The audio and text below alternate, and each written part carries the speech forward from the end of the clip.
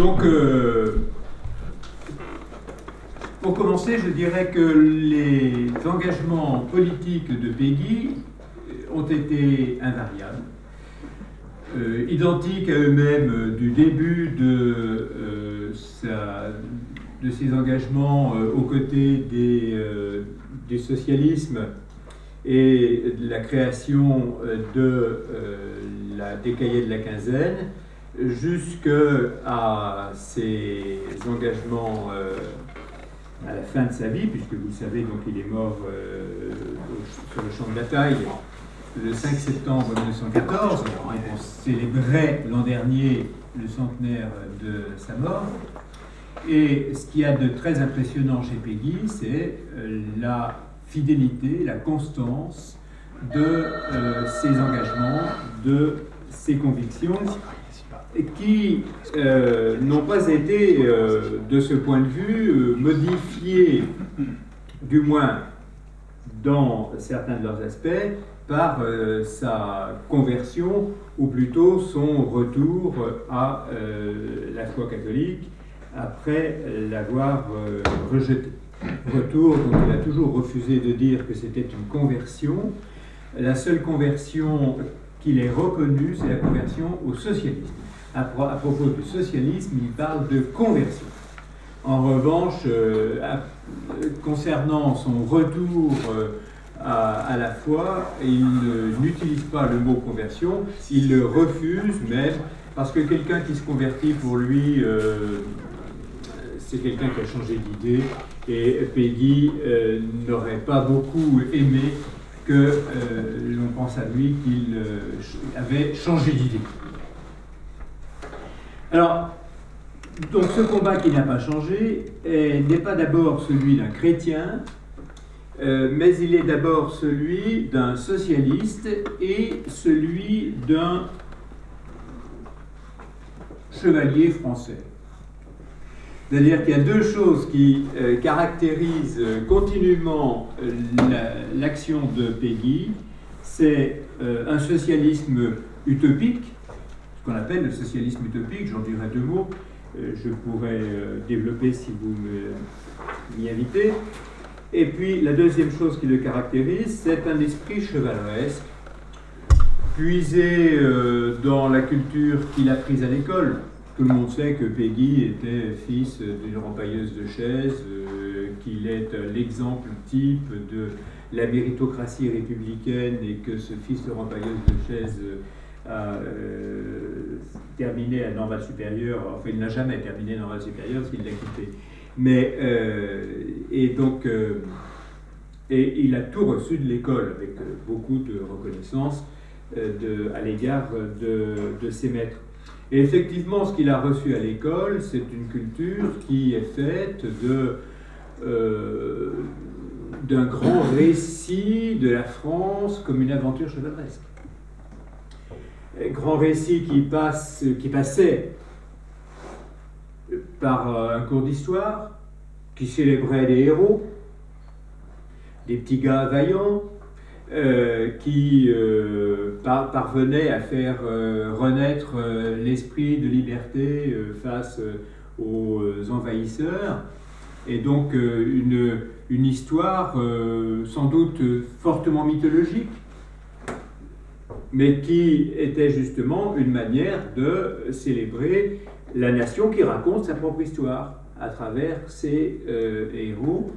Et donc Péguy, comme tout petit Français, a été élevé dans l'admiration pour Saint-Louis, pour Jeanne d'Arc et pour tous ces héros de la tapisserie française. C'est une formation aussi qui doit beaucoup à Corneille.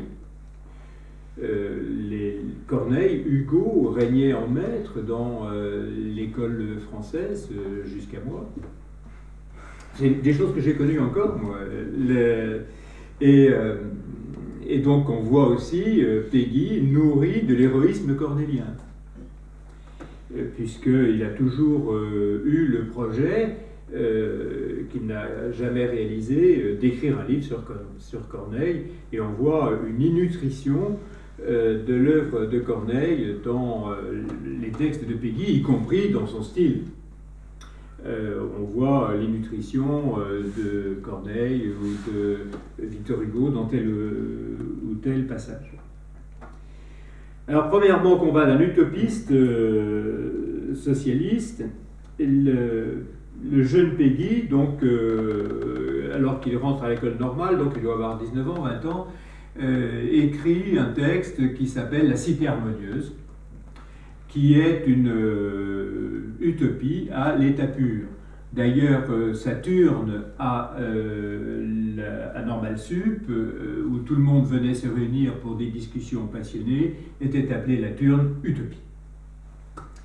Et donc, qu'est-ce qui caractérise cette utopie et qui restera constant dans l'action et la pensée de Péguy, c'est que la cité harmonieuse est une cité qui n'exclut personne. Péguy est socialiste parce qu'un socialiste, c'est quelqu'un qui pense qu'une société n'est pas une société tant que pour être une société, il faut qu'elle exclue quelqu'un. Et tant que l'humanité ne pourra devenir l'humanité qu'au prix de l'écrasement, de l'éviction, de l'exploitation d'autres, l'humanité ne sera pas pleinement humanité. C'est la leçon que l'on peut retenir de Marx.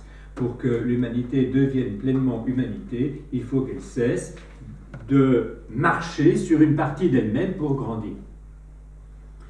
Et donc, la cité harmonieuse de Péguy est une société qui ne comporte aucun exclu. Je vous lis un petit passage pour que vous me croyiez.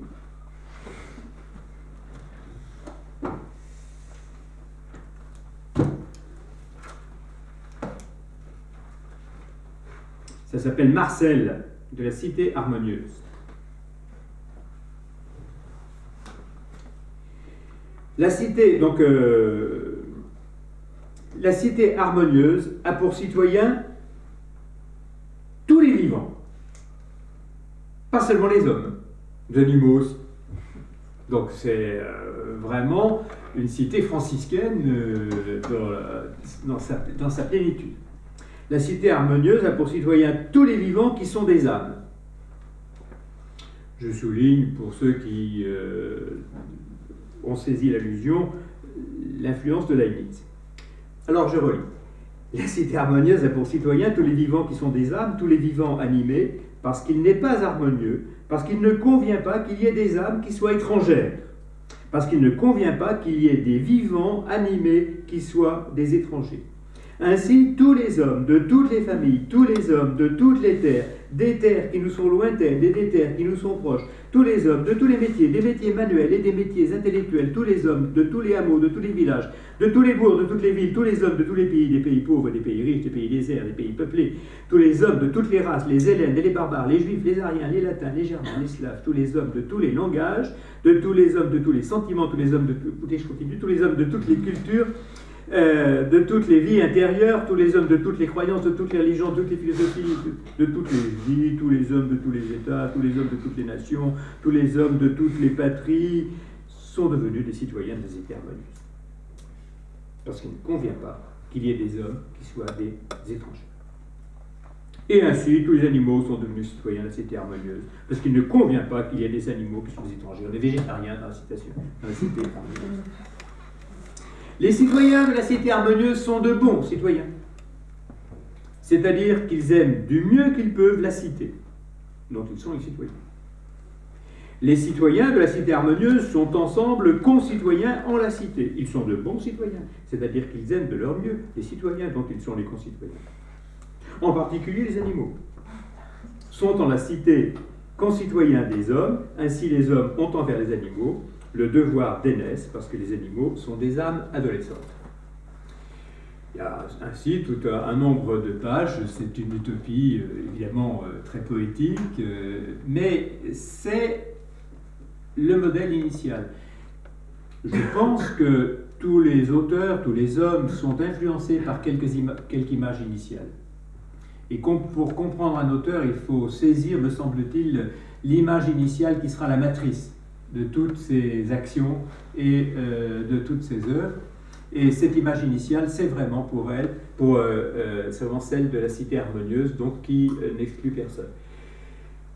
Au passage, on aura peut-être le temps de s'y attarder s'il y a un échange après, c'est la raison pour laquelle Peggy a rejeté, et avec violence, la foi catholique, pour une raison très précise à ses yeux, qui est celle de l'enfer.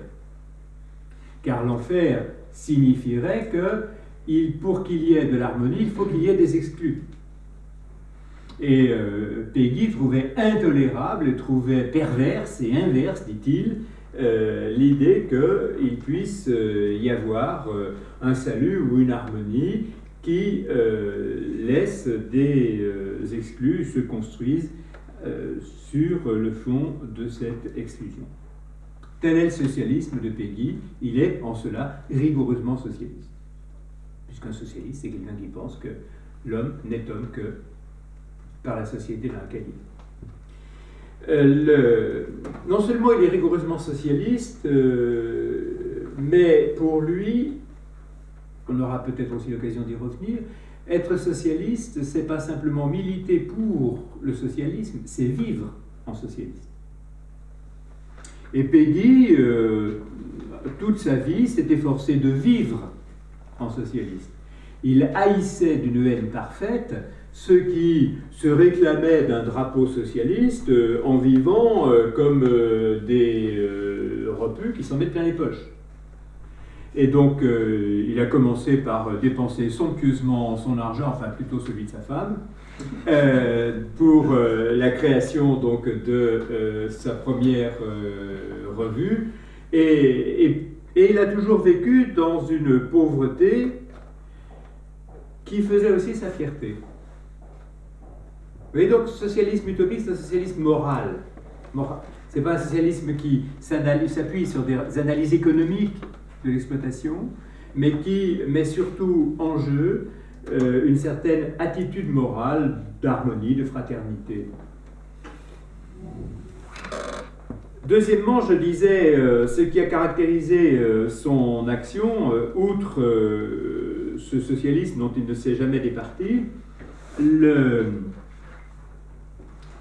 un esprit chevaleresque dessiné donc dans l'histoire de notre pays tel qu'il l'a lu, et c'est ce qui le conduit aussi, alors que là aussi il est encore à l'école normale et qu'il commence à s'engager politiquement, vous le savez, dans l'affaire Dreyfus, puisqu'il est un des premiers Dreyfusards.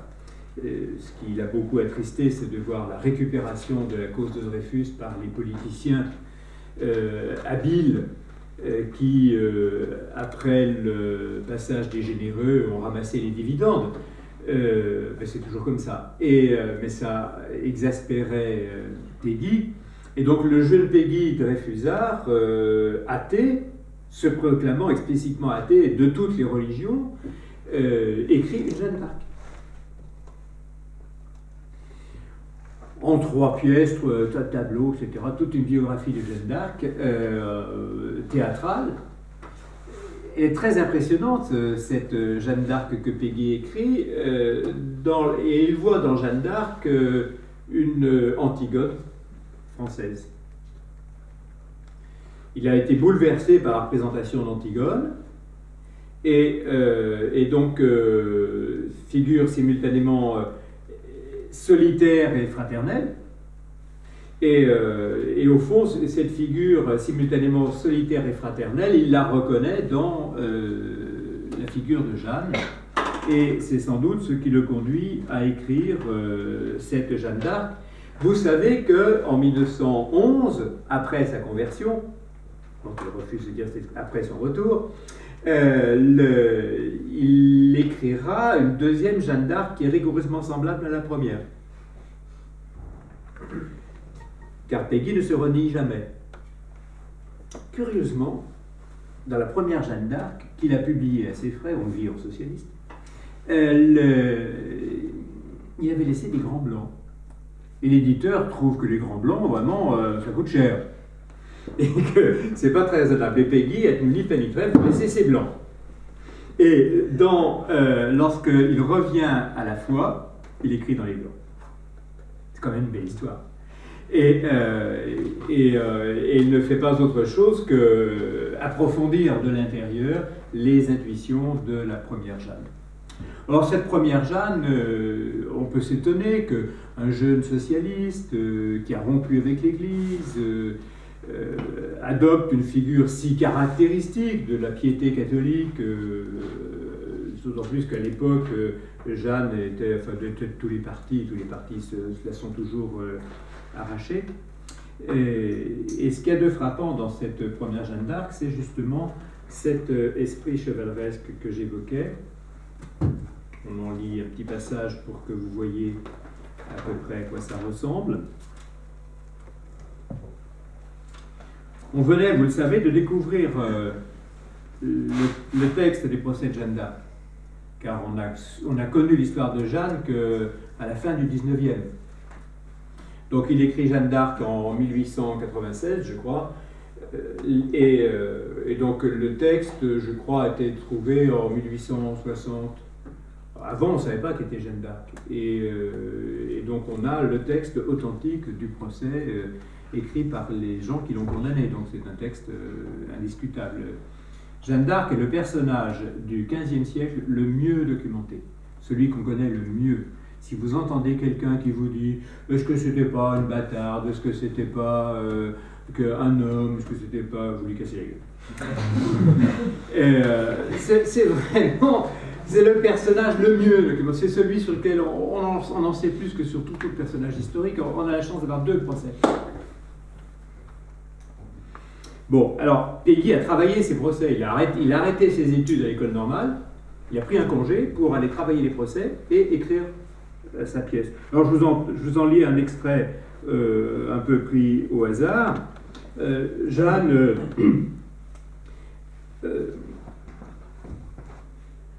médite après qu'on lui eut annoncé la victoire des défenseurs de Saint-Michel. Et elle dit « Mon Dieu, vous nous avez cette fois exaucés. Vous avez entendu ma prière de folle, et ma vie à présent ne sera plus faussée. Ô mon Dieu, vous m'avez cette fois exaucé. Vous avez cette fois entendu ma parole. Vous avez sauvé ceux pour qui j'avais prié. Vous nous avez montré mieux que par la parole ce qu'il faut que l'on fasse après qu'on a prié. Car les bons défenseurs de la montagne sainte, après avoir prié tous les matins là-bas, partaient pour la bataille. Ou sans trêve et sans plainte, ils restaient tout le jour capitaines et soldats. Voilà ce qu'il nous faut. C'est un chef de bataille qui fasse le matin sa prière à genoux, comme eux, avant d'aller frapper dans la bataille aux Anglais outrageux. Mon Dieu, donnez-le-nous. Ô mon Dieu, donnez-nous enfin le chef de guerre, vaillant comme un archange, et qui sache prier, pareil au chevalier, qui sur le mont naguère terrassait les Anglais, qui soit chef de bataille et chef de prière. Et ce qu'il y a de beau dans l'histoire, c'est qu'elle va découvrir que ce chef de guerre, c'est elle. C'est une autre paire de manches.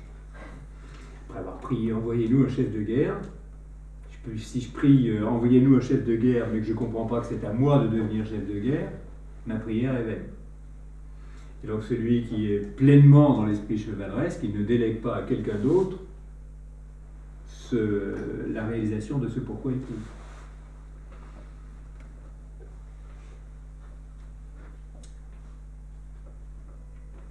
Alors, une fois qu'on a compris que ces deux constantes de la pensée et de l'action de Peggy, on peut en dégager deux différents aspects. J'en dégagerai seulement ce soir deux qui consonnent avec ce que je viens d'introduire. Le premier point que je développerai, c'est la guerre. Le thème de la guerre, si on peut dire de manière scolaire, chez Peggy. Et puis, le deuxième thème que je développerai, c'est le rapport mystique et politique. Ce sont des choses qui sont bien connues. puisque Peggy est connue pour certaines pages sur la guerre. Si ces pages sont connues, c'est pas pour rien, parce qu'elles ne sont pas nulles. Et puis Peggy est aussi connue pour ses pages sur le mystique et le politique. Et il me semblait qu'il serait intéressant de revenir avec vous, puisqu'apparemment c'est le souci de votre programme, sur cette articulation et distinction du mystique et du politique.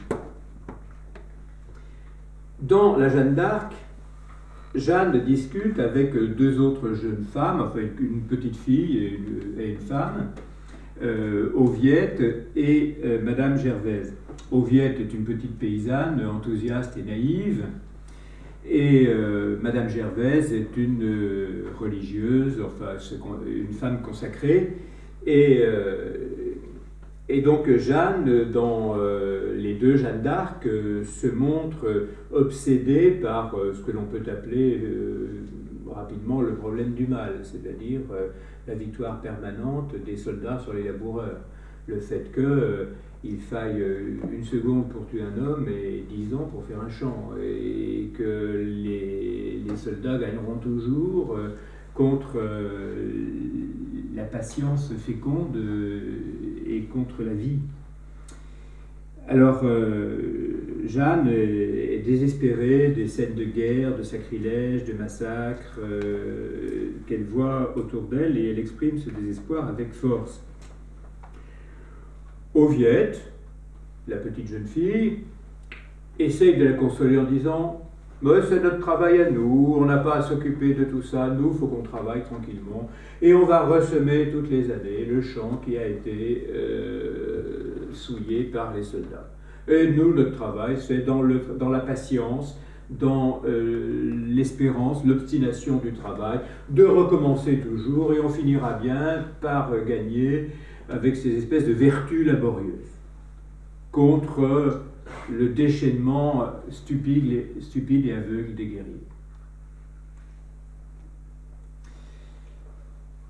Madame Gervaise dit « Voilà, il ne faut pas se révolter, ne vous révoltez pas, il faut prier, il faut demander à Dieu de nous aider, il faut faire pénitence, car nous sommes sûrement coupables quelque part s'il y a du mal dans le monde. » Ouais. Alors Jeanne se dit, entre les deux, il doit y avoir un chemin. Entre prier et travailler, il doit y avoir un chemin. Et le chemin qu'elle voit se dessiner entre prier et travailler, c'est justement donc celui de la guerre, c'est celui de se battre. C'est pour ça que ce n'est pas insignifiant que Peggy soit parti à la guerre, alors qu'il avait 40 ans. Il aurait pu rester réserviste. C'est pas insignifiant qu'il y soit mort avec une espèce d'élan. Et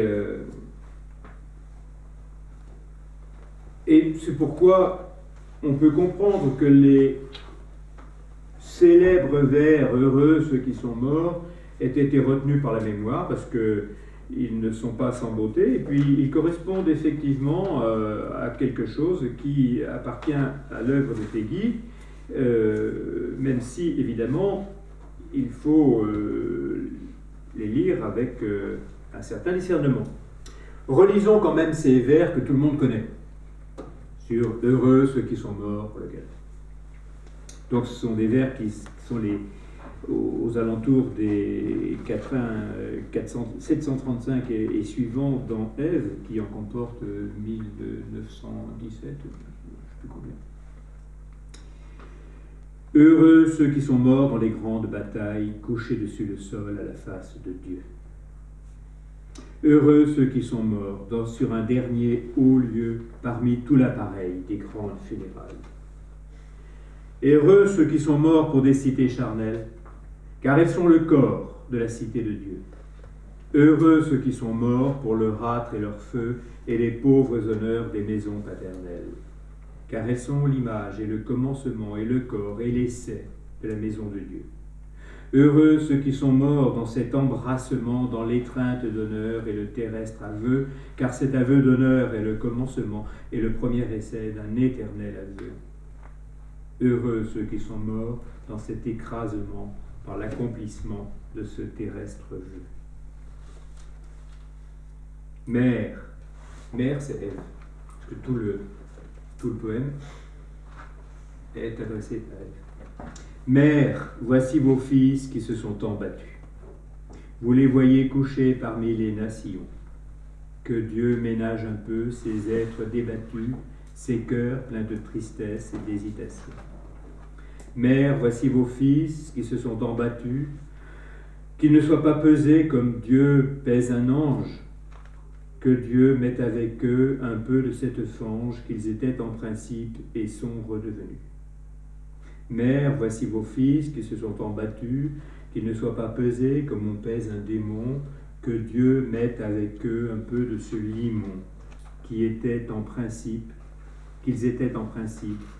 et sont redevenus. Mère, voici vos fils et leur immense armée, qu'ils ne soient pas jugés sur leur seule misère, que Dieu mette avec eux un peu de cette terre qui les a tant perdus et qu'ils ont tant aimés. Mère, voici vos fils qui se sont tant perdus, qu'ils ne soient pas jugés sur une basse intrigue, qu'ils soient réintégrés comme l'enfant prodigue, qu'ils viennent s'écrouler entre deux bras tendus. Qu'est-ce qu'ils nous disent, ces vers ? Ils nous disent que la cité terrestre est le commencement, l'essai, l'esquisse de la cité céleste, que la fidélité à la terre est le commencement et le corps de la maison de Dieu, nous dit le texte. Ça recoupe deux choses. La première, qui est maintenant bien connue, c'est chez Péguy le sens fort de l'incarnation. Vous connaissez les quatrains dans lesquels il dit « car le surnaturel est lui-même charnel, et puise dans le sol et puise jusqu'au fond ». Et donc chez Péguy, l'engagement pour la destinée charnelle, l'engagement pour le limon, pour la terre, pour la fange, est un commencement. C'est ce que dit saint Jacques, l'homme est un commencement d'être. Et donc l'engagement dans l'histoire est, pour Péguy, l'engagement dans ce qui préfigure l'avènement ultime dans les bras où l'homme viendra s'effondrer. Et donc on ne peut pas opposer, comme le ferait Gervaise, une vie de prière et une vie de combat. Mais celui qui se bat pour des biens qui sont déjà des préfigurations de notre destinée. D'où, aux yeux de Péguy, l'importance du soldat. D'ailleurs, c'est assez curieux, ce socialiste, Dreyfusard, donc il y avait quelques raisons de ne pas aimer l'armée française, eh bien, il faisait régulièrement ses périodes militaires. Et c'est ce qui lui a permis de s'engager comme lieutenant dès 1914, car de période en période, tous les ans, il faisait des périodes militaires. Il aimait beaucoup faire, on était très fiers, il avait son costume. Et donc, de période en période, il était monté en grade. Et il y a donc chez Péguy, qui aurait pu être aisément antimilitariste, comme l'étaient beaucoup de ses compagnons, au contraire, un sens très rigoureux de la vocation du soldat. La vocation du soldat, dit Péguy, c'est de mesurer la terre. C'est pas le géographe qui mesure la terre, c'est le soldat. Et de mesurer la terre qui est indispensable pour une liberté. Je ne peux pas imaginer une liberté sans terre. Imaginer une liberté sans terre, c'est comme d'imaginer une âme sans corps, comme imaginer un baiser sans moustache, c'est complètement désincarné. Et donc la guerre, l'armée, même dans son effectivité, même s'il n'y a pas un acte de guerre, est donc la condition première de la liberté. C'est ce qui a entraîné, entre autres, la violente opposition de Péguy à Jaurès. Vous savez, tout le monde sait que Péguy et Jaurès étaient amis, plus qu'amis, parce qu'il y avait un lien même de disciples à l'égard de Jaurès, que ensuite Péguy a rejeté violemment, entre autres du fait de l'attitude pacifiste de Péguy, qui lui apparaît donc comme une position complètement désincarnée. Dans L'Argent suite, on peut lire: le soldat mesure la quantité de terre où on parle une langue, où règnent des mœurs, un esprit, une âme, un culte, une race. Le soldat mesure la quantité de terre où une âme peut respirer. Le soldat mesure la quantité de terre où un peuple ne meurt pas. C'est le soldat qui mesure le préau de la prison temporelle. C'est le soldat qui mesure la quantité de terre où un langage ou une âme peut fleurir. C'est le soldat qui mesure le berceau temporel. C'est le soldat qui mesure la quantité de terre temporelle qui est la même que la terre spirituelle.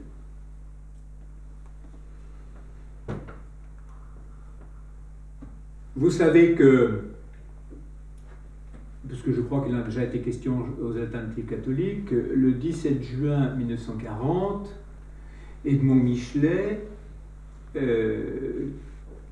a distribué dans les boîtes aux lettres de Bergerac ou Périgueux, par le bas, dans le sud-ouest.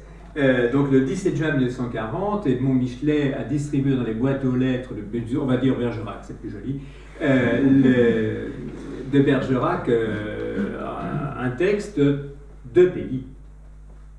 Et que c'est donc avant le 18 juin de Gaulle, lequel de Gaulle d'ailleurs avoue pour seule influence Péguy. C'est assez curieux quand on dit de Gaulle maurassien, ce qui témoigne d'une ignorance crasse. Donc si quelqu'un vous dit de Gaulle de maurassien, vous lui cassez la gueule. Donc de Gaulle n'avoue comme influence que Péguy. Et donc le premier résistant, enfin un des premiers résistants avant l'appel du 18 juin, qui a été donc Michelet, a distribué dans les boîtes le texte de Péguy que je vais vous lire maintenant.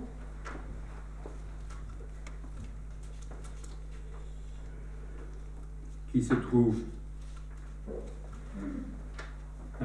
qui se trouve dans le... Encore faut-il que j'ai le bon livre.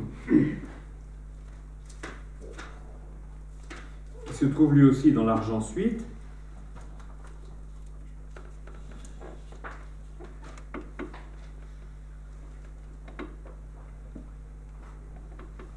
Et qui dit: en temps de guerre, celui qui ne se rend pas est mon homme,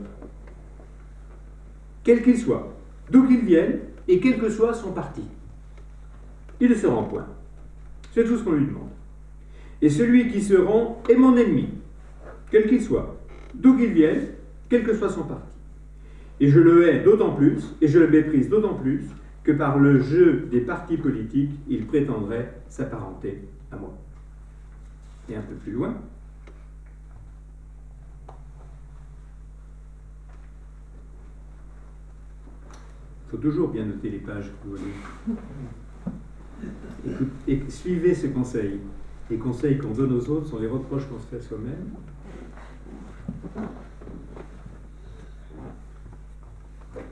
Bon, vous avez compris l'esprit.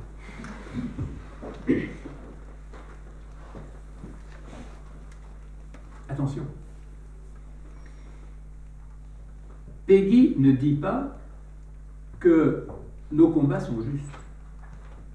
Il dit qu'il est juste de combattre. Il ne dit pas que notre terre est la bonne. Il dit qu'il est honteux de ne pas la défendre. Il ne dit pas que la France a raison. Comme Jeanne d'Arc. Jeanne d'Arc n'a rien contre les Anglais. Jeanne d'Arc voulait gagner avec les Anglais. Et elle n'a pas besoin de haïr les Anglais pour partir au combat. On ne voit pas dans Jeanne un seul mot de haine à l'égard des Anglais. Simplement, il lui semble inadmissible qu'une âme médiocre fléchisse devant la violence. Et se rendre, c'est un signe de médiocrité, de fléchissement devant la violence. Donc, la cause de la France n'est pas meilleure qu'une autre, la cause du Liechtenstein n'est pas meilleure qu'une autre. Mais si tu vis au Liechtenstein, ta liberté d'homme, c'est de défendre ta terre. Et il y a donc à la fois un caractère relatif de la cause du combat et absolu du combat. Peggy ne dit pas qu'on va se battre pour une cause qui est plus juste qu'une autre, vous voyez, mais il est juste de se défendre. Et c'est pourquoi les pages que j'ai lues tout à l'heure, heureux ceux qui sont morts dans une juste guerre, pourvu que ce fût dans une juste guerre, heureux les épis mûrs et les blés moissonnés, etc., elles sont précédées de pages qui doivent être lues avant, parce qu'elles sont avant, et dans lesquelles il dit que nos combats ne sont pas nos vrais combats. Mais que même si nos combats ne sont pas nos vrais combats, ça n'exclut pas que l'on puisse les poursuivre jusqu'au sacrifice ultime. Parce qu'il y va de notre honneur. On peut trouver étrange l'idée d'honneur. On peut dire qu'après tout, l'honneur n'est pas à proprement parler une vertu bien pure. Et c'est vrai que l'honneur est entaché de beaucoup de choses, d'orgueil, de préjugés, de tout ce que vous voulez. Mais c'est la première évaluation charnelle de notre dignité. Pour dépasser l'honneur, il en faudrait beaucoup. Il y a des gens qui l'ont dépassé, Socrate a dépassé l'honneur, mais le Christ a dépassé l'honneur. Mais nous ne sommes pas Socrate ou le Christ, et pour dépasser ce premier attachement charnel, notre propre dignité, nous n'en sommes pas capables, donc il n'y a pas besoin que nos combats soient justes, il suffit juste que ce soit des combats. Vous ne me croyez pas, parce que vous n'avez pas encore lu les strophes qui correspondent dans Ève.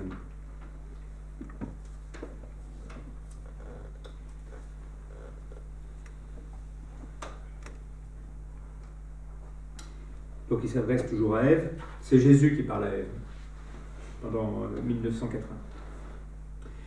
Seuls, vous le savez, nos supplications ne se courbent jamais qu'aux autels de faux dieux. Nous n'apportons jamais sur les derniers hauts lieux. Dernier haut lieu, c'est le lieu du sacrifice. Hein.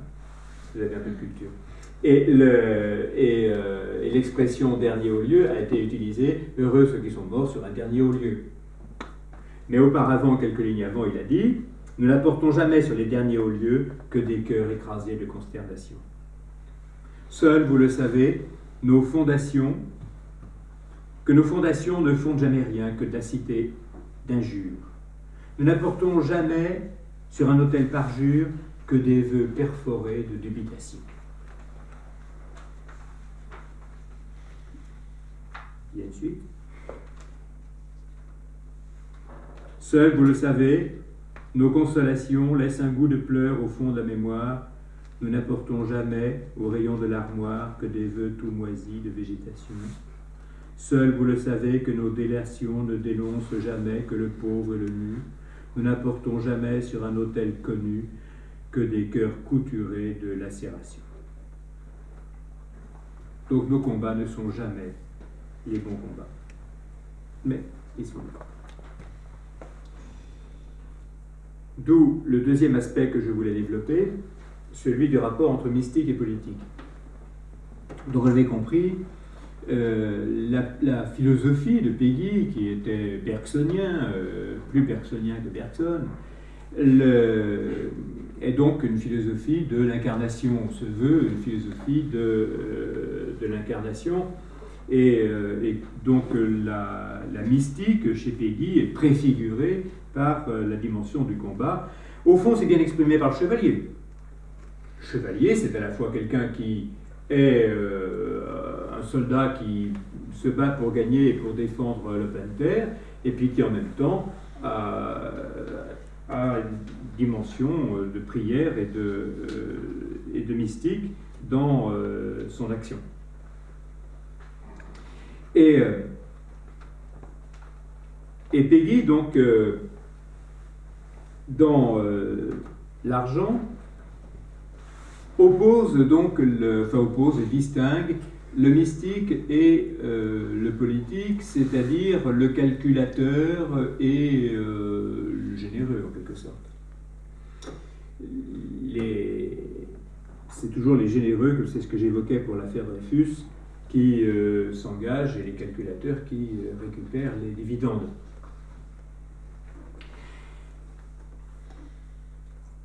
Ce qui fonde cette distinction, c'est la préoccupation des moyens.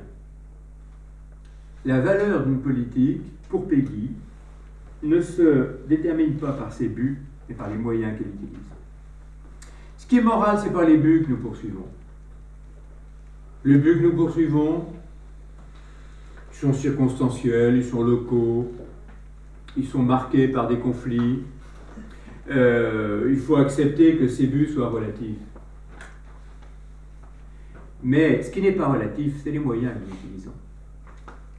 Car nous ne sommes pas responsables d'atteindre les buts, mais nous sommes responsables des moyens que nous utilisons. Et le machiavélisme ordinaire, qui consiste à s'autoriser des moyens tordus pour arriver à des fins prétendument droites, est un mensonge terrible qui fait que on veut se donner l'idée d'un plan auquel il faudrait parvenir, alors que jamais l'action politique n'est réductible à un plan. C'est d'ailleurs ce que dit Hannah Arendt. Hannah Arendt dénonce bien le machiavélisme dans le fait que le machiavélisme associe le projet politique à un plan qui aurait un but, puis un parcours pour arriver à un but. Alors effectivement, s'il y a un but et un parcours pour arriver à un but, on peut toujours se dire qu'il y a plusieurs parcours possibles. Mais l'action n'est pas une technique. L'action n'est pas un projet orienté autour d'un but. Elle est, premièrement, la manière dont le sujet devient lui-même. La manière dont le sujet se réalise. Et si j'ai utilisé des moyens frelatés, détournés, pour atteindre des buts présentés comme parfaits, eh bien, je me suis simplement trompé moi-même. Montalembert disait la même chose. Au passage, vous avez eu un exposé sur Montalembert par Arthur Krappelin. Et donc Montalembert disait la même chose, nous ne sommes pas responsables des buts, nous sommes responsables des moyens. Les buts sont relatifs, les moyens sont absolus. Par exemple, il y a une chose très amusante, du temps où il était encore compagnon du Parti socialiste, avant que celui-ci, parce qu'il a rejeté le Parti socialiste et ses manœuvres et ses combinations, etc. Péguy détestait l'anticléricalisme qui unissait les radicaux et les socialistes de cette époque. D'ailleurs, il dit « Je ne parlerai pas d'anticléricalisme, car je ne suis pas un faux cul ». Enfin, c'est pas ce qu'il dit, mais je peux traduire. Je parlerai d'anticatholicisme, parce que l'anticléricalisme n'est le mot qu'utilisent les fauchetons pour désigner l'anticatholicisme. Et il a cette remarque profonde et intéressante à mes yeux, c'est que on ne vaincra pas les catholiques par des moyens immoraux. Et si vous utilisez les moyens immoraux pour combattre les catholiques, vous allez perdre. Les catholiques peuvent s'en dire autant. si vous utilisez des moyens immoraux pour l'emporter, quelle que soit votre cause, et vous pouvez la recouvrir d'eau bénite, ces moyens la disqualifient d'emblée. Nous sommes dans le tome 1, puisqu'il est encore tout jeune. Mais il est déjà un peu plus vieux, parce que c'est la page 1288.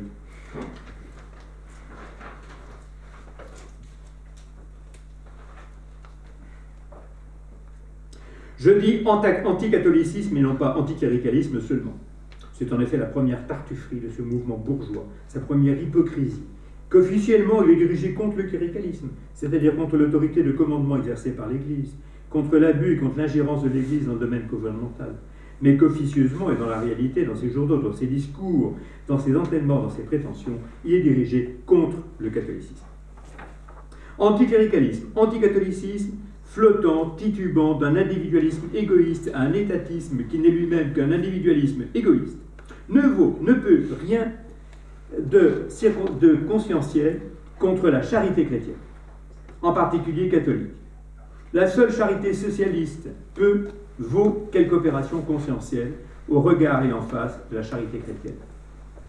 Qu'est-ce qu'il est en train de dire? Il est en train de dire, si vous voulez être contre les chrétiens, vous devez être imbattable en charité, et non pas en combination. Car la charité catholique est imbattable, dit-il. Alors, il avait fondé une association qui s'appelait l'Ami de Pain, qui faisait de la distribution de nourriture à des indigents.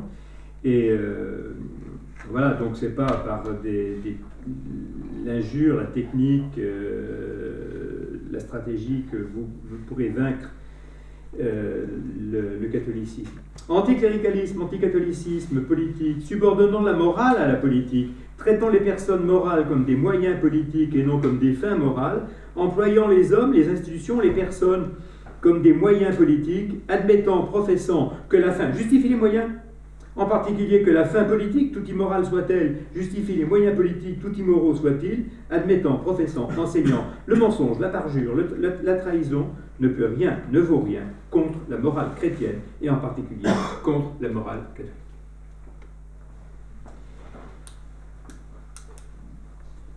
Celui que Péguy appelle le mystique, c'est donc celui qui aura le souci de moyens purs, c'est ça, vivre en socialiste pour lui.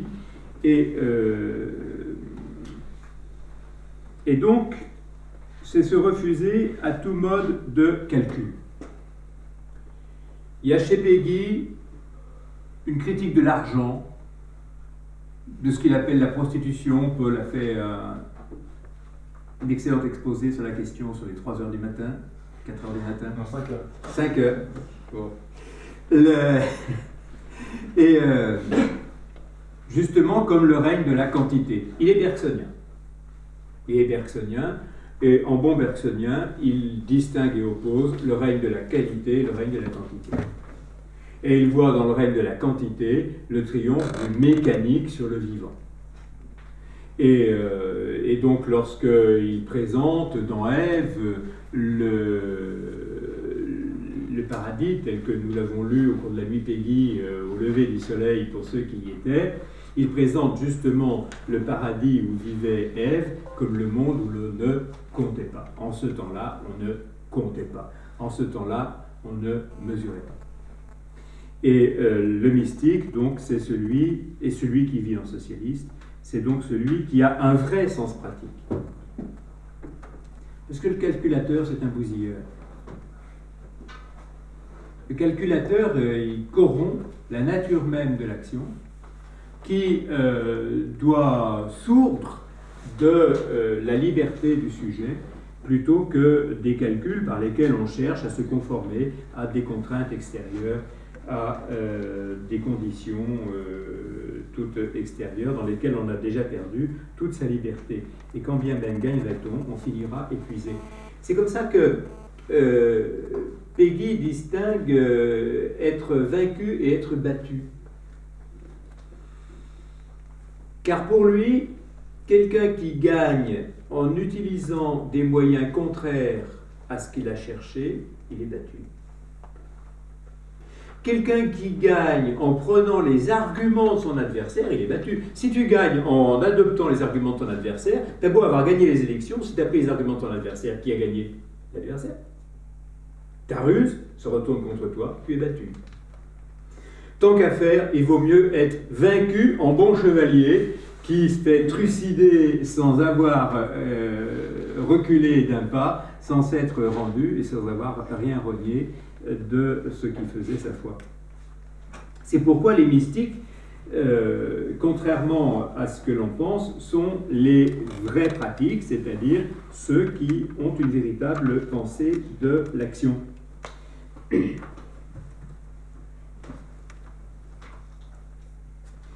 Oh, tout à l'heure, j'ai dit que c'était dans l'argent, c'est dans notre jeunesse, excusez-moi.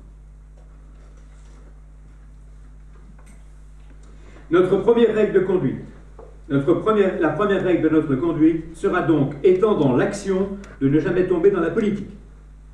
C'est-à-dire, très précisément, suivant une ligne de l'action, de nous défier, de nous méfier de nous-mêmes, de notre propre action, de faire une extrême attention à distinguer le point de discernement et ce point reconnu, de rebrousser en effet à ce point de rebroussement, au point où la politique se substitue à la mystique, au point où la politique dévore la mystique, trahit la mystique. Celui-là seul qui laisse aller, qui abandonne, qui trahit la politique, est aussi le seul qui demeure fidèle à la mystique. Celui-là seul qui trahit la politique est aussi le seul qui ne trahit pas la mystique. Qu'est-ce qu'il nous dit? Il nous dit qu'il y a un point de discernement à partir duquel l'action va glisser de la mystique à la politique. C'est ce qu'il a vu dans Jaurès. C'est ce qu'il a vu dans ses premiers compagnons de la cellule socialiste dans laquelle il était et de l'aventure socialiste qu'il voyait. Et quand donc ceux qui se croyaient habiles ont en fait tout perdu. Puisqu'ils ont, devenant habiles, ils ne sont devenus habiles qu'au prix de transformer leurs convictions en un discours creux, dont il ne restera plus que des morceaux choisis.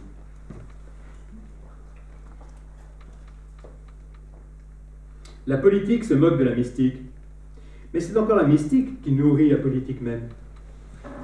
Car les politiques croient se rattraper en disant qu'au moins eux, ils sont pratiques et que nous ne le sommes pas. Eh bien, ici même, ils se trompent. Et ils trompent. Non, nous ne leur accorderons même pas cela. Ce sont les mystiques qui sont pratiques. Ce sont les politiques qui ne le sont pas. C'est nous qui sommes pratiques, c'est nous qui faisons quelque chose, c'est eux qui ne font rien. C'est nous qui amassons, c'est eux qui pillent, c'est nous qui bâtissons, c'est nous qui fondons, c'est eux qui démolissent, on entend Jeanne d'Arc. C'est nous qui nourrissons, c'est eux qui parasitent, c'est nous qui faisons les œuvres et les hommes, et les peuples et les races, et c'est eux qui les ruinent. Il y a une fécondité de la mystique qui est précisément à distinguer de l'efficacité de la politique, ou de la pseudo-efficacité de la politique. Donc l'efficacité se rapporte à des règles extrinsèques, comme je le disais, calculées, alors que la fécondité donc, jaillit de l'acte lui-même et est d'autant plus grande, cette fécondité, que l'acte est plus pur. Et donc c'est la raison pour laquelle il faut se garder comme de la peste du glissement de la mystique à la politique. Péguy a eu ça à vivre constamment. Donc je vous l'ai dit, il a créé les cahiers de la quinzaine quand il était socialiste. J'en dis deux mots des cahiers de la quinzaine parce que c'était sa grande œuvre. Péguy n'a pas beaucoup écrit, bien qu'on ait 4 tomes. En tout cas, il n'a jamais écrit vraiment de bouquins. Il a écrit des articles, et puis surtout dans les cahiers de la quinzaine, il publiait les articles d'autres. Parce qu'il a conçu les cahiers de la quinzaine comme un lieu qui héberge, qui accueille, qui rassemble des points de vue extrêmement différents, parfois qui se contredisent. Il lui arrivait même, dans le numéro suivant, de répondre aux gens qu'il avait publiés dans le numéro précédent, en disant « je ne suis pas d'accord avec M. Untel », qu'il avait cependant publié. Et c'est intéressant de voir que dans les cahiers de la quinzaine, Péguy épouse toutes les grandes causes de son temps. Les insurrections russes de 1905, la question coloniale, la question de l'école, la question de l'anticléricalisme. Il n'y a pas une question qui l'échappe. C'est une œuvre pleinement engagée. Péguy est un auteur engagé. faut lire les cahiers de la quinzaine pour voir à quel point il est engagé dans l'actualité. Et il est engagé de manière extrêmement précise, c'est-à-dire que quand il fait un numéro sur Madagascar, ce n'est pas des opinions, il rend compte de quelqu'un qui revient à Madagascar, qui rapporte des données chiffrées, qui rapporte des témoignages, qui a fait un vrai travail de recherche et d'enquête à Madagascar. Et or, dans ces cahiers de la quinzaine, vous imaginez bien la situation. Il a des collaborateurs, il a des amis, il a des disciples, et puis il y a toujours un moment où les gens disent « c'est moi que je l'ai fait ».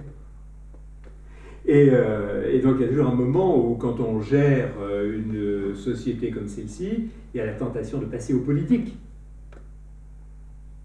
d'utiliser les collaborateurs, de les utiliser les uns contre les autres, de faire jouer des clans. Maritain adorait ça. On ne dira pas de mal de Maritain. Et on voit justement Péguy sans cesse empêcher que les cahiers de la quinzaine deviennent une espèce de panier de crâne où des vanités pourraient se jouer. Il n'y avait qu'une vanité, c'était la sienne. Mais qui était justement celle de quelqu'un qui concevait son action comme un service, puisqu'il laissait la parole à bien d'autres, hein, Romain Rolland, et Sorel. Et effectivement, vanité, le mot ne convient pas, il y a un orgueil de Péguy, mais cet orgueil est celui aussi d'une certaine pureté. La même action qui était propre peut devenir sale. C'est ainsi qu'on devient innocent criminel, peut-être le plus dangereux de tous. Une action commencée sur la mystique continue sur la politique. Et nous ne sentons point que nous passons ce point de discernement. La politique dévore la mystique et nous ne sautons point quand nous passons ce point de discontinuité. Quand par impossible, un homme de cœur discerne au point de discernement, s'arrête au point d'arrêt, refuse de muer à ce point de mutation, rebrousse à ce point de rebroussement, refuse, pour demeurer fidèle à une mystique, d'entrer dans des jeux politiques, dans les abus politiques, qui est elle-même une politique, un abus. Quand un homme de cœur, pour demeurer fidèle à une mystique, refuse d'entrer dans le jeu de la politique correspondante, de la politique issue, de la parasitaire, de la dévorante politique, les politiciens ont accoutumé de le nommer d'un petit mot bien usé aujourd'hui, volontiers, ils nous nommeraient traîtres. C'est comme ça que le Parti socialiste a évincé Péguy en le traitant de traître et disant « vous nous trouverez toujours contre vous ». Quel est-il ce point de discernement, ce fameux point, à partir duquel tout, le point critique, à partir duquel tout peut basculer? Qu'est-ce qui caractérise une action mystique par rapport à une action politique? Je l'ai suggéré, on peut approfondir l'idée. Ce point de discernement, c'est le présent. Péguy a une formule très étonnante, le présent n'est pas négociable. Il appelle la politique de caisse d'épargne. Que fait la caisse d'épargne? Elle négocie du temps. Il faut donner du temps au temps. Et la caisse d'épargne escompte qu'avec le temps, il y aura même un progrès. Péguy détestait l'idée de progrès. Il était présenté au concours général, et au concours général, il y a eu le sujet qui était donné, était l'idée de progrès. Il n'a pas rendu de copie. Et donc, il y a des pages célèbres de Péguy contre l'idée de progrès, qui est justement une manière de vouloir rendre négociable ce qui n'est pas négociable, c'est-à-dire le temps. C'est pour ça que notre Sainte Mère l'Église luttait contre l'usure, car l'usure vend quoi? Du temps. Et donc, dans négociation, dit Péguy, il y a toujours négoce. Et se mettre au point présent, s'adosser au point irréversible du présent, c'est se mettre toujours dans la position non négociable d'une urgence de l'action. L'action se caractérise par son refus du calcul, son urgence et le fait donc de ne pas compter sur le fait que ça ira mieux plus tard, en discutant un peu, on peut gagner des concessions, on peut essayer de cheminer avec l'autre. Négociation. Et dans négociation, il y a négoce.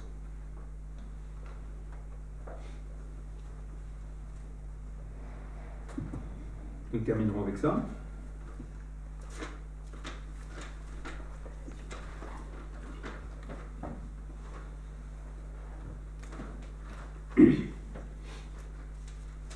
C'est assez énigmatique comme page. Qu'est-ce qui est négociable? Qu'est-ce qui n'est pas négociable? Si vous pensez, si vous avez un tout petit peu d'expérience de l'action, moi j'en ai un peu, mon âge, j'ai forcément fait des choses. Ce serait vraiment inexcusable si je n'avais pas fait à l'âge qui est le mien. Dans toute action, c'est la première question qu'il faut se poser. Qu'est-ce qui est négociable? Qu'est-ce qui n'est pas négociable? Alors je pourrais m'arrêter là, mais on va lire la suite. Qu'est-ce qui est négociable? Qu'est-ce qui n'est pas négociable? Toute la question est de savoir ce qui, dans un certain monde, est négociable et ce qui n'est pas négociable. Un monde donné, le monde antique, le monde chrétien, le monde païen, le monde moderne, chaque monde, le monde sera jugé sur ce qu'il aura considéré comme négociable ou non négociable. Le présent, en son essence même, n'est pas négociable. C'est étrange comme formule. Mais je vous laisse méditer. Mais si on ne le négociait pas, on ne pouvait négocier tout le reste. Il est le point initial d'empêchement, le point d'origine d'empêchement. Alors, pour le négocier, on l'a mis au passé. Et aussitôt après, on pouvait négocier tout le reste. C'est vraiment génial. Enfin bon, je t'en fichais, mais c'est ça. Et on ne s'en est pas privé. Et un peu plus loin, il dit... Dans ces conditions, je considère comme insidieuse et criminelle, comme frauduleuse et dangereuse, comme pernicieuse et traîtresse, toute politique qui tend à défaire du spirituel. Vous voulez que je la relise, cette citation? Elle a une certaine actualité. Dans ces conditions, je considère comme insidieuse et criminelle, comme frauduleuse et dangereuse, comme pernicieuse et traîtresse, toute politique qui tend à défaire du spirituel. Ce n'est point ici un combat de fantaisie, ce n'est point un combat de théorie. Ce n'est pas non plus un combat où on aura bien le temps. Il n'y a qu'un temps. Il n'y a qu'un champ de combat. Il faut gagner ou perdre aujourd'hui. Et ici, c'est une bataille temporelle et c'est une bataille matérielle. Car elle est livrée pour le temporel et le matériel. Elle est livrée d'un côté par le temporel et le matériel. Le temporel et le matériel y sont, et le terrain et l'objet. Et l'une des deux parties. Quand l'Éternel livre une bataille au temporel, il faut bien que ce soit une bataille temporelle. Quand le spirituel livre une bataille au matériel, il faut bien que ce soit une bataille matérielle. Vous voulez que je vous le relise? D'accord. Quand l'Éternel livre une bataille au temporel, il faut bien que ce soit une bataille temporelle. Quand le spirituel livre une bataille au matériel, il faut bien que ce soit une bataille matérielle. Voilà, c'était quelques mots rapides pour vous inviter à découvrir ou redécouvrir la pensée politique de Péguy, sa complexité et sa vigueur. Merci.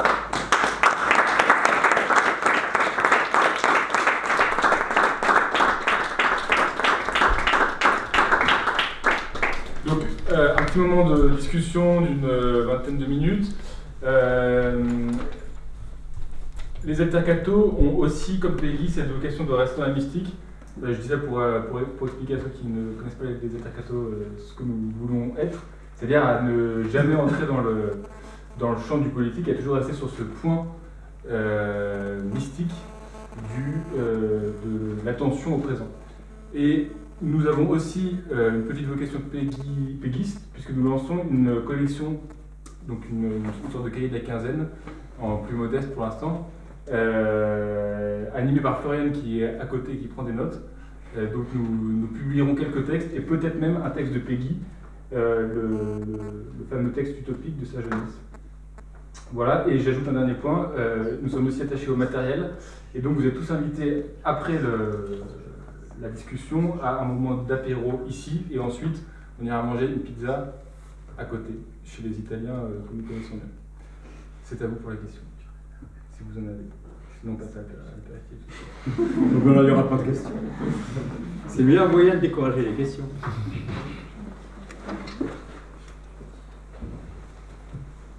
Moi j'ai une question mais qui est un petit peu décalée, un peu brûle pourtant. Je voudrais vous demander quelle est votre image initiale.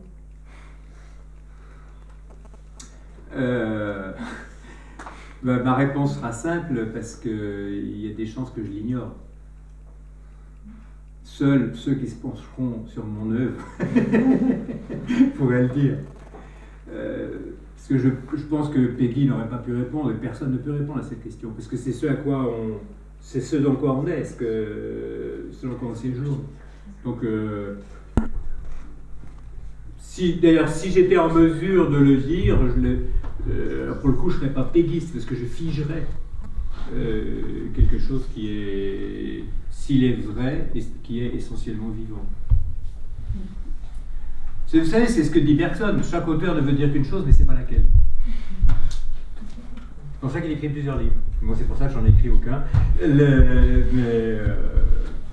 Voilà, donc on ne sait pas exactement quel est le noyau intuitif de notre action. Et j'en ai une deuxième, du coup. Pour vous faire aussitôt mentir, l'axe de détresse, le titre que vous avez donné à un ouvrage de Peggy, pourquoi l'axe de détresse? Parce que c'est celui que Peggy utilise. Alors, dans le livre que j'ai écrit sur Peggy, je tenais d'autres propos que celui-ci. C'est des choses qui ne sont pas dans mon livre, et j'ai fait ce que j'ai l'histoire, pas dans le livre, ce qui est dans le livre n'est pas d'histoire. Ce qui m'intéressait dans l'axe de détresse, c'est parce qu'il y a des limites à ce que j'ai dit de Peggy. Des limites, je ne sais pas, on nous a peine à en penser, mais on a quand même l'impression de quelqu'un qui sait mieux mourir que gagner. Alors, il a peut-être raison, puisque si je veux garder la pureté des moyens et si je veux garder l'intégrité de ma conscience, je ne vais surtout pas me donner des moyens frelatés de victoire. Alors c'est pour ça que j'ai intitulé mon livre « L'axe de détresse ». Est-ce que je vais trouver vite dans cette... parce que ça c'est la nouvelle édition des œuvres. Et donc c'est dans la prière de confidence. Dans la nouvelle édition des œuvres, je ne sais pas bien... Pourtant j'aurais plaisir à le partager avec vous, ce texte, il est très beau.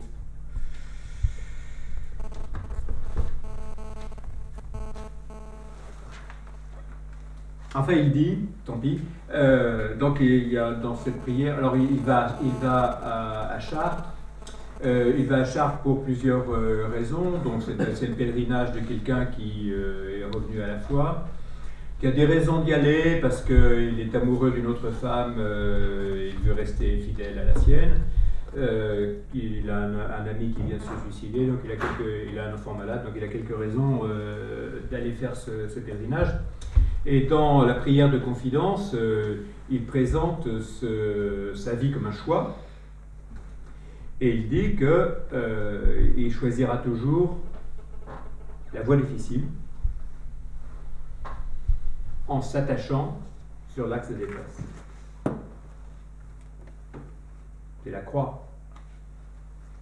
Et donc c'est au fond, l'image qu'on a rencontrée là du point de discernement, c'est au fond celle aussi de cet axe de détresse qui consiste à dire il importe plus, c'est ce qu'il a vécu à l'égard de sa femme, et toute fidélité a raison. C'est la conviction de Peggy, et c'est aussi la mienne, que toute fidélité a raison. Et qu'il importe plus d'être fidèle, dussé-je m'attacher à l'axe de détresse, plutôt que d'aller chercher des accommodements en me disant une de perdue, 10 de retrouvée, ou je sais pas quoi. Ou l'eau sera plus heureuse si je l'abandonne. On entend des choses délicieuses. Il vaut mieux pour elle que je l'abandonne.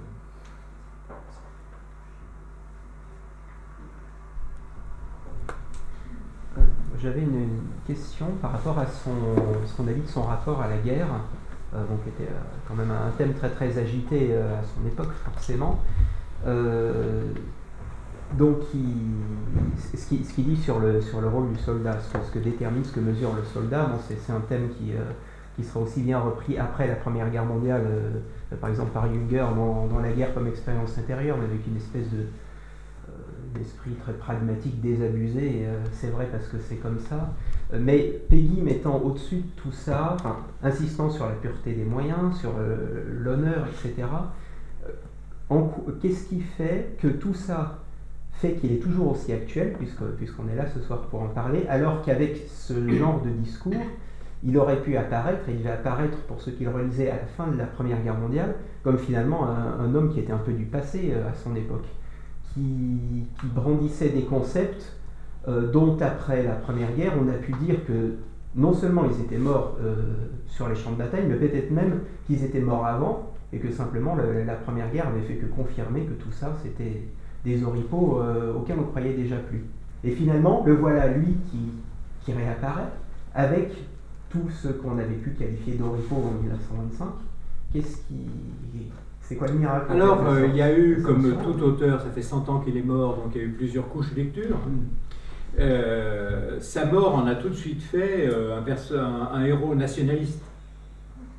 Et donc les premiers articles, entre autres dont je ne retrouve pas le nom, ont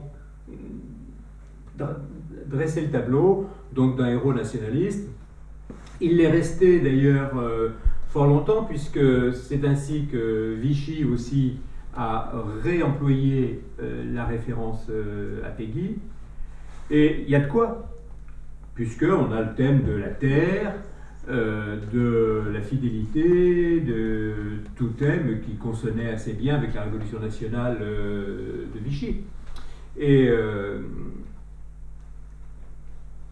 alors qu'est-ce qui fait que maintenant on le lit autrement, on peut le relire autrement, et qu'on peut se rappeler qu'il n'est pas seulement une figure emblématique de Vichy, ça lui a beaucoup nui, évidemment, mais se rappeler que Michelet a utilisé un texte de Péguy pour inviter à la résistance, je crois que c'est la récompense d'une œuvre intransigeante. S'il avait composé avec son temps, il serait resté un homme de son temps. Et je pense que les auteurs qui nous restent sont ceux qui n'ont pas composé avec leur temps. Si vous voulez connaître quelque chose, la sociologie d'une époque, regardez les auteurs mineurs. Parce que les auteurs mineurs, eux, ils reflètent le temps avec lequel ils composent. Les grands auteurs ont cette propriété de ne pas négocier, de moins négocier, et du coup, d'être audibles 1 siècle, 2 siècles, 3 siècles après, parce que toute grande littérature est une littérature de liberté.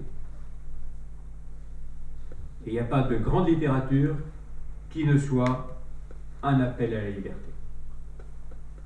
Et ce qui fait qu'elle est toujours recevable, et ça serait à comparer avec la littérature nationaliste de l'époque.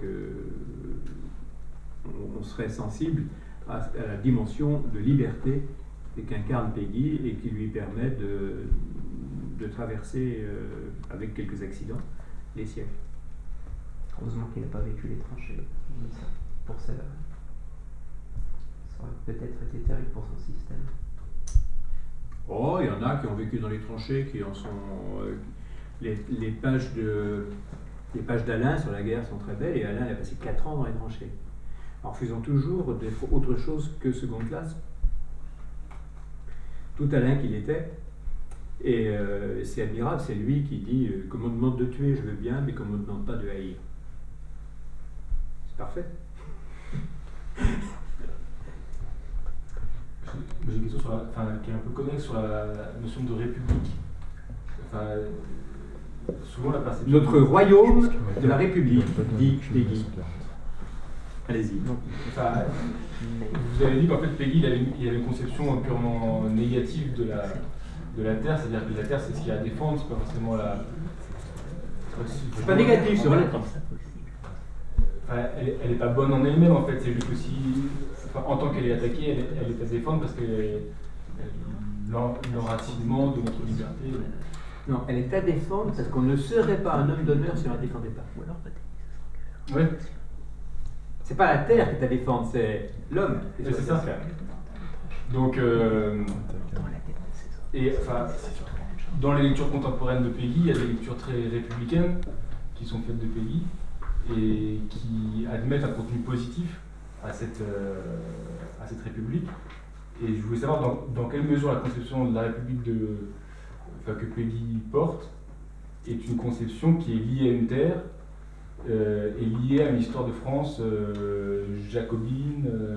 C'est lié à l'histoire de France, à celle qu'il a apprise à l'école. Quand il est parti à la guerre, il a dit nous sommes des soldats de l'an 2. Et donc il y a la volonté de renouer avec le grand mythe de la Révolution et de la République. C'est pour ça qu'il dit notre royaume de la République de France. Parce que, et c'est pour ça qu'il s'adresse à Jeanne d'Arc, à Saint-Louis, Joinville, etc. C'est parce que la République est pour lui une forme de mystique aussi. Et de mystique qui passe plus à travers une histoire qu'à travers une terre. Et donc c'est la fidélité à l'histoire des soldats de l'an 2, je crois. Par exemple, la page sur les hussards noirs, où il évoque, vous le savez, ces instituteurs qu'il avait dans le Loiret, qui étaient des gens de probité, des gens honnêtes, des gens scrupuleux, etc. C'est tout un hommage à une figure transpolitique de la République. Je ne pense pas que ce soit... Par exemple, il y a des analyses très précises chez Péguy des dérives de la République. Par exemple, les guerres démocrates.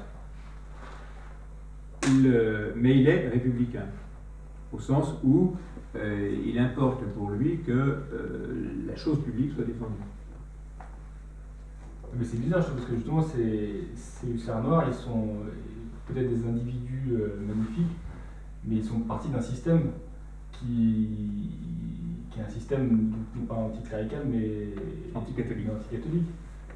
Et qui a un contenu... Oui, mais ils étaient fidèles. J'allais voir l'instituteur, il me disait du mal du curé. J'allais voir le curé, il me disait du mal de l'instituteur, mais au fond, il me disait la même chose. Parce que, à leur manière, les deux étaient des hommes d'honneur, étaient fidèles, étaient... voilà, donc il y a le sentiment que la République peut réunir une certaine République des hommes d'honneur. Relisez le passage là, sur je n'aime pas ceux qui se rendent. Même s'ils sont de mon camp, je les aime pas quand ils se rendent. Et s'ils sont du camp adverse, je les aime quand ils se rendent pas.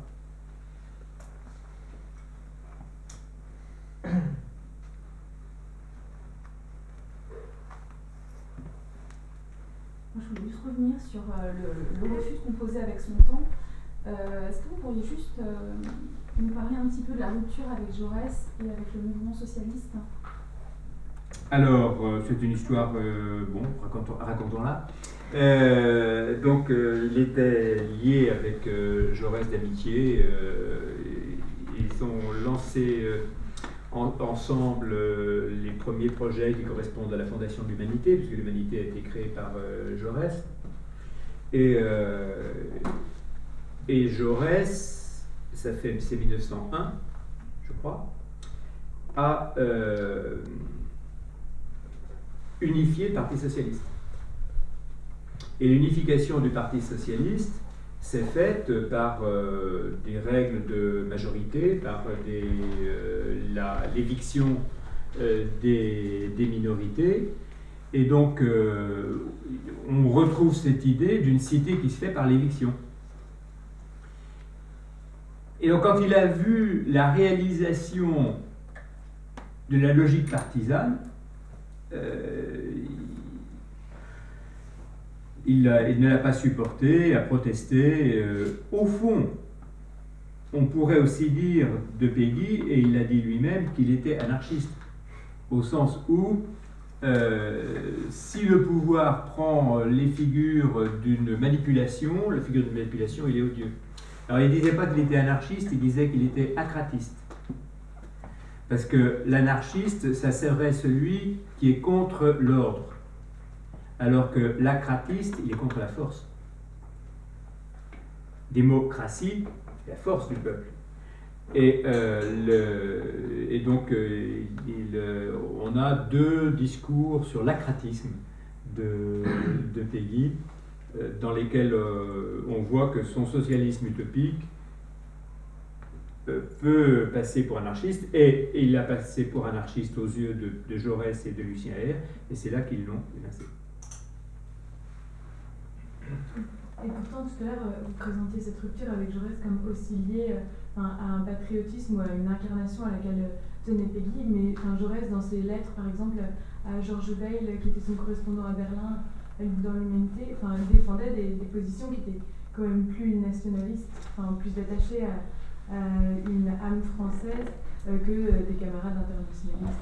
Alors, moi, je ne suis pas assez informé de l'histoire, mais Péguy voyait l'attitude de Jaurès comme une attitude de pacifiste, comme l'attitude de celui qui était prêt à négocier, à composer, refuser la guerre, présenter la guerre comme le mal absolu.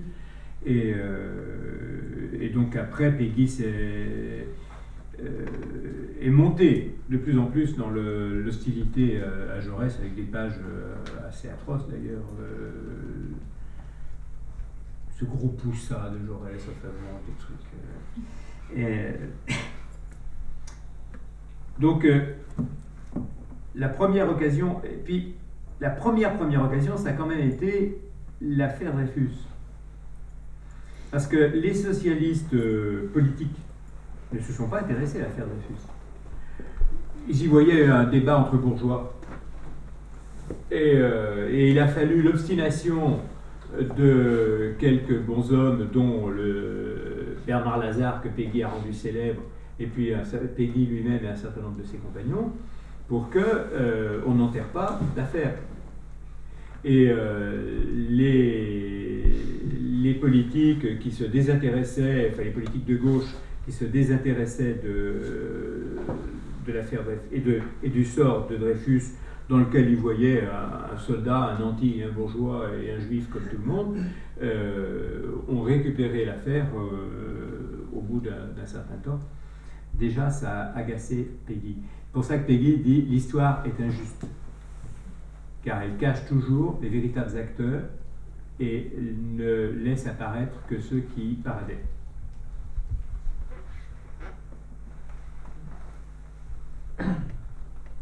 Est-ce qu'il y a pour Péguy un moyen honorable pour toutes les parties, et sans illumination d'aucune, de résoudre un conflit initial?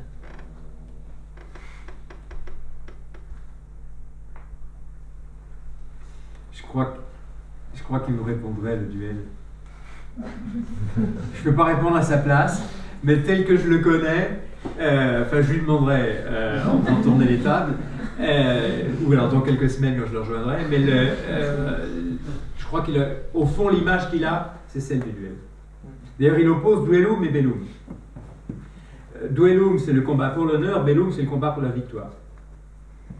Et donc bellum, c'est le combat des Romains, des grosses machines de guerre, alors que duellum, c'est le combat du grec, donc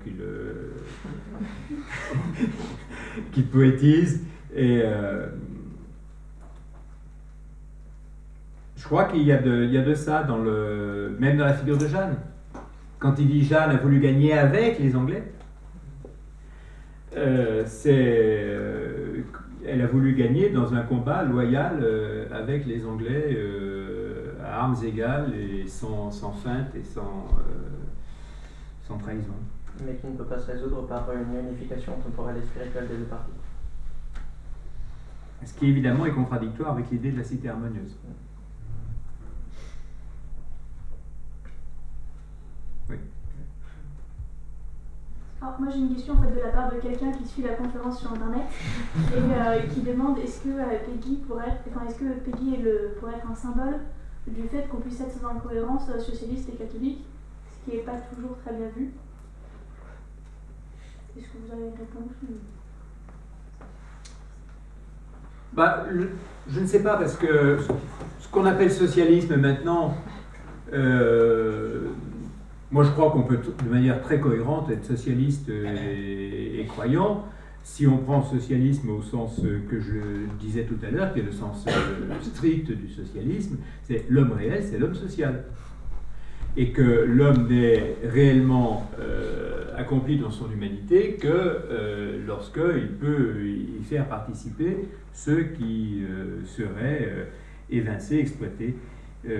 Donc je pense qu'en soi, il n'est pas invraisemblable d'être socialiste et croyant. Et en outre, le socialisme de Peggy, j'ai souligné, est quand même un peu particulier. C'est un socialisme utopique, moral. Donc en ce sens, il est parfaitement cohérent d'être socialiste au sens où il l'entend et chrétien, puisque pour lui, être socialiste, c'est la pureté des moyens. C'est vivre en pauvre et non pas en anti. Et en cela, c'est parfaitement conciliable avec une approche socialiste, si on n'entend pas socialiste au sens politicien du terme. Enfin, maintenant, s'il fallait qu'on nomme quelqu'un qui est socialiste en France, on ne sait pas qui on pourrait nommer.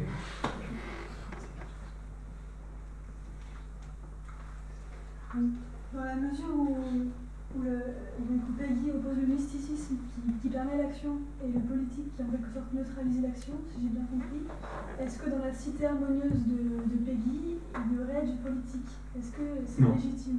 Non.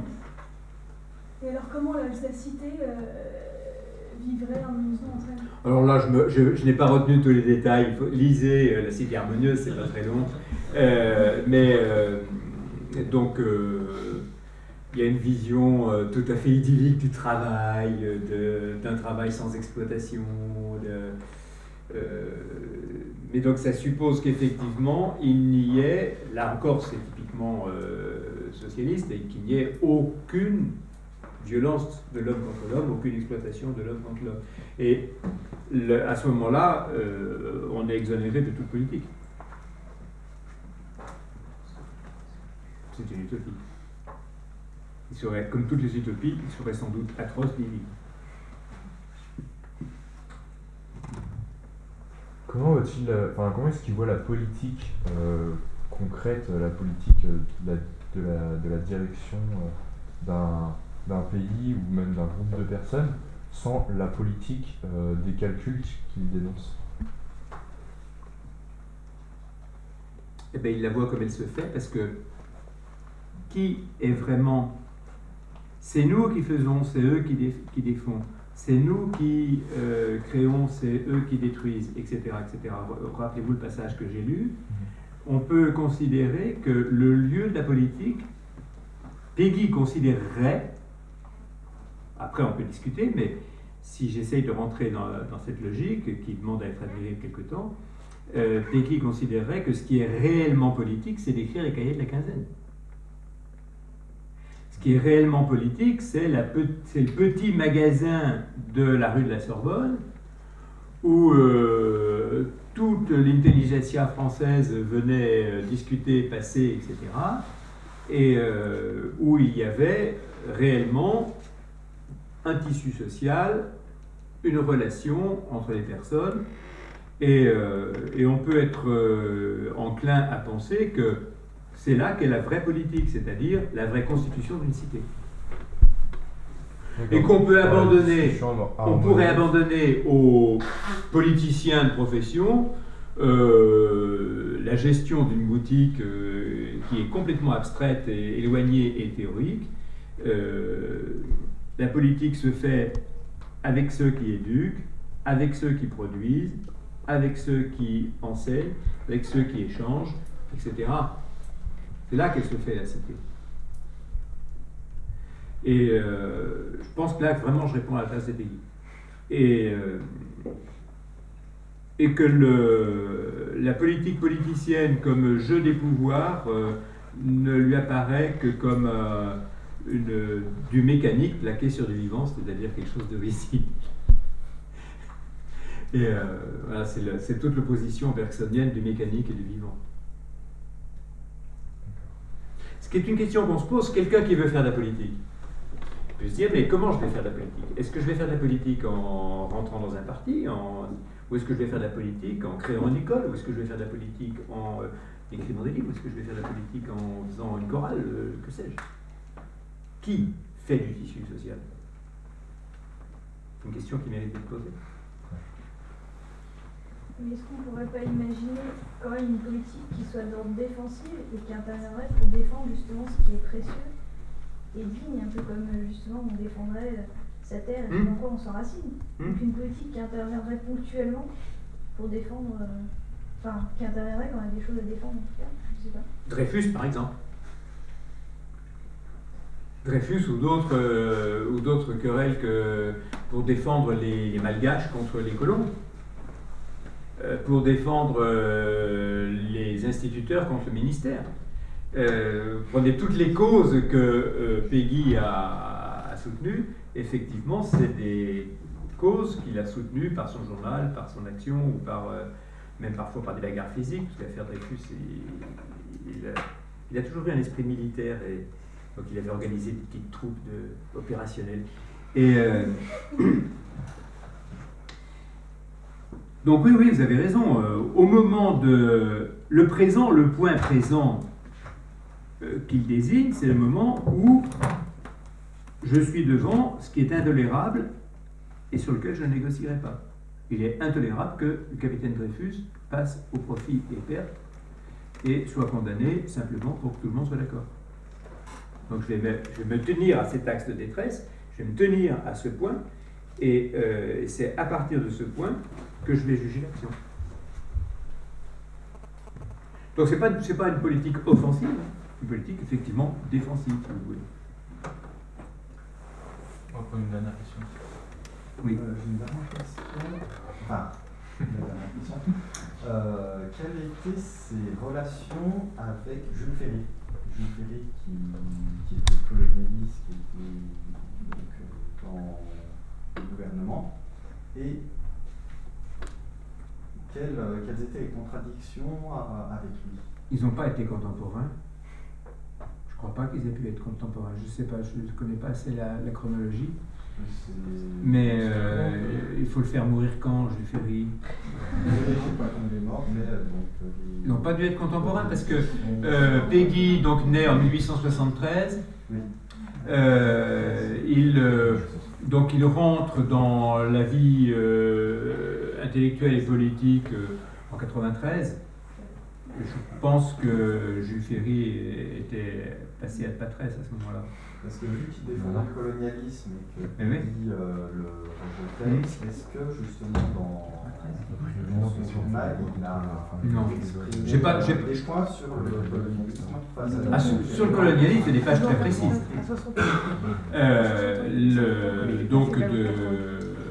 Sur l'impossibilité d'asservir un peuple au nom des valeurs républicaines, sur l'impossibilité pour les Français, enfants de Jeanne d'Arc, d'aller exploiter les Malgaches, de les massacrer à la mitrailleuse.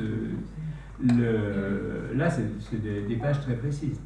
Mais elles ne sont pas dirigées contre Gallieni, qui lui en prend pour son grade. C'est le cas de le dire. Mais je ne vois pas de page contre voilà. Parce que c'est Gallieni qui avait fait la répression de Madagascar en une certaine année. À un moment où Péguy en parle.